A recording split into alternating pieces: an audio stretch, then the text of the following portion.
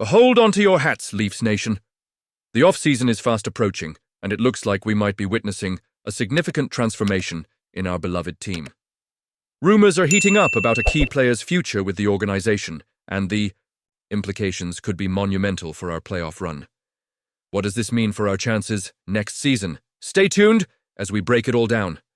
Don't forget to hit that subscribe button and give us a thumbs up so you never miss a beat on all things Maple Leafs. As we dive into the latest updates surrounding our beloved Toronto Maple Leafs, there's no denying that the upcoming off-season is shaping up to be a pivotal one. With the playoffs right around the corner, the excitement is palpable, but we can't overlook the significant decisions looming over the team. Mitch Marner, Matthew Knies, and John Tavares are all set to become free agents, and how the Leafs navigate these contracts will undoubtedly impact the franchise's future. Let's focus on Tavares for a moment. Darren Dreger from TSN has recently painted a picture of what his next contract could look like as we inch closer to July 1st. It's clear that Tavares won't be receiving a deal anywhere near the $11 million per season he's been earning. That 7-year contract he signed was a monster deal, and while he's been a key player for us, we have to face the reality that this is a new era in both the team's dynamics and the NHL landscape. Dreger suggests that Tavares could be looking at a new average annual value of around $6 million. That's a significant drop, almost 50%, from his previous contract. In the context of the team's financial health, this could be a smart move. It's crucial to strike a balance between rewarding a veteran like Tavares, who has given so much to this franchise, and ensuring that we have the financial flexibility to build a competitive team around him. Now, let's talk about duration. Dreger mentions that a commitment of 4 or 5 years might be on the table. This would mirror Steven Stamkos's deal with the Nashville Predators after his time with the Lightning. It's worth noting that while Tavares is likely to earn less than Stamkos, the comparisons are relevant. The question remains, will General Manager Brad Treliving consider a shorter, 3-year deal to potentially drive the price up? This is where it gets complicated. Tavares has made it clear that he wants to remain a Maple Leaf and retire in Toronto. That loyalty is something we, as fans, should cherish. This brings us to an interesting concept: deferred money. It's a strategy not widely used in the NHL but can be beneficial for both the player and the team. Players like Frank Vatrano and Seth Jarvis have utilized this method, allowing them to receive more money towards the end of their contracts or after retirement. For Tavares, this could mean a more manageable cap hit for the Leafs while still ensuring he's financially secure in his post-playing days. But here's where my emotions come into play.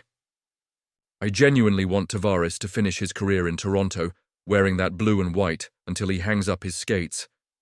And if deferring some of that money allows him to do just that, then maybe it's the right path.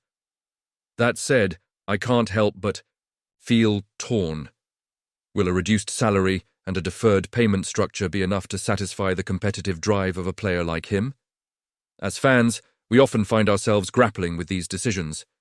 We want to see our team succeed, but we also want to honor the players who have bled for the crest. So, I ask you, do you think this is the best decision?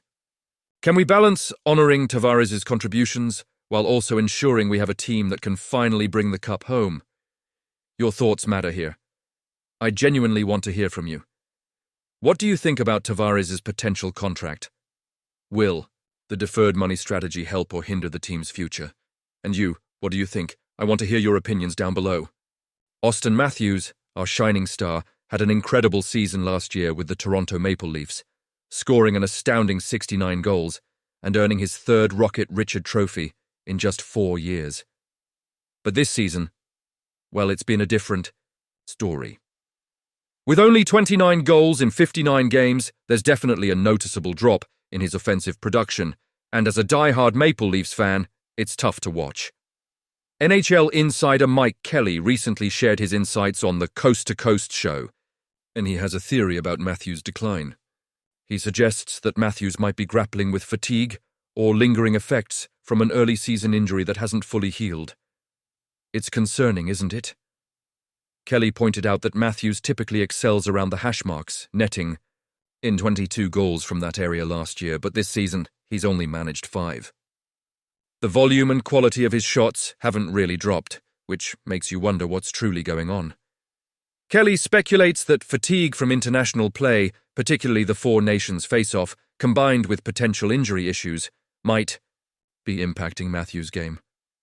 He's noticed a decline in the average speed of Matthews' shots from medium range, which raises a red flag about his overall health.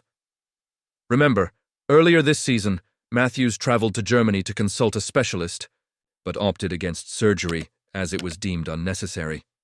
GM Brad Treliving described that trip as a routine checkup. But as fans, we can't help but feel the weight of those lingering concerns, especially with the playoffs just around the corner. Lately, it's been a roller coaster for the Leafs, alternating wins and losses in 4 of their last 5 games. Coach Craig Berube has been cautious with Matthews, managing his minutes and allowing extra rest to keep him fresh for the postseason. It's a delicate balance, and I respect the strategy, but I can't help but wonder, is this the best approach? Honestly, I'm torn. We need our captain firing on all cylinders when the playoffs start, but we also can't afford to risk his health. In a recent game against the Anaheim Ducks, Matthews narrowly avoided a serious injury when Cutter Gauthier's skate blade came perilously close to his face.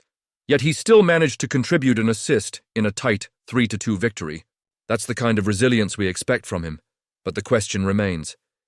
Can he maintain this level of play under the current circumstances? Looking at his stats, there's a glimmer of hope. Matthews has scored 6 goals in his last 9 games, which marks a slight uptick in production at 0.66 goals per game compared to just 0.46 for the first 50 games of the season. It's encouraging, but as fans, we're always left wanting more. With the Leafs sitting at 45 wins, 25 losses, and 4 overtime losses, they're currently leading the Atlantic Division, just 3 points ahead of the Tampa Bay Lightning and the Florida Panthers, who both have 91 points but a game in hand. As we approach the playoffs, every decision made by the coaching staff and management could have significant implications for our chances. Are they making the right calls? Will Matthews find his stride in time? I want to hear your thoughts. Do you think this cautious approach to managing his ice time is wise? Or do you believe he should be pushed harder to get back to his scoring ways? And you, what do you think? I want to hear your opinions down below. This is a pivotal moment for the Maple Leafs, and as passionate fans, our voices matter. Let's keep this conversation going. Don't forget to like, share, and subscribe to stay updated on all things Maple Leafs. And remember to activate the notification bell to get all the latest updates.